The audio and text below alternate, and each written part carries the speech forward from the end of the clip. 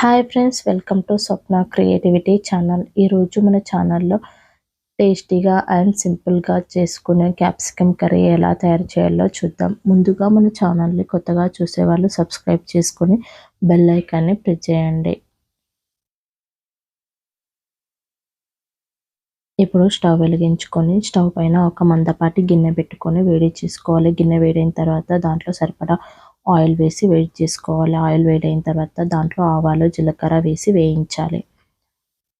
వేగిన తర్వాత ఒక పెద్ద సైజు ఉల్లిగడ్డని తీసుకుని చిన్న ముక్కలుగా కట్ చేసి ఆయిల్లో ఫ్రై చేసుకోవాలి. ఈ ముక్కలు గోల్డ్ కలర్లోకి వచ్చిన తర్వాత దాంట్లో 1 స్పూన్ అల్లం వెల్లుల్లి పేస్ట్ వేసి పచ్చి స్మెల్ పోయేంత వరకు వేయించాలి. దీంట్లోకి సరిపడా పసుపు వేసి కలుపుకోవాలి.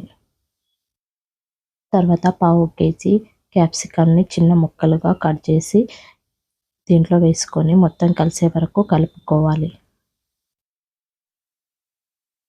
తర్వాత మూత పెట్టేసి ఒక 5 నిమిషాలు క్యాప్సికమ్ ముక్కలు మెత్తబడే వరకు ఉడికించుకోవాలి.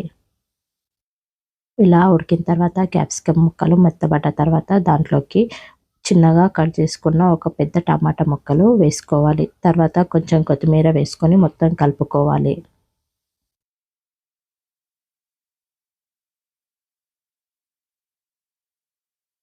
ఇలా కలుపుకున్న తర్వాత మొత్తం ఒకసారి మళ్ళీ మూత పెట్టేసుకొని ఒక 2 నిమిషాలు ఉడికిన తర్వాత ఒకసారి కలుపుకోవాలి.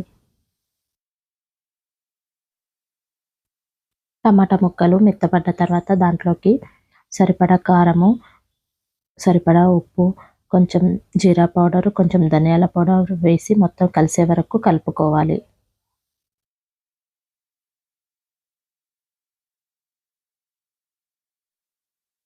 ఇలా కలుపుకున్న తర్వాత ఒకసారి మూత పెట్టేసి మరో 2 నిమిషాల పాటు ఉడికించుకున్న తర్వాత మూత తీసేసి మరోసారి కలుపుకోవాలి.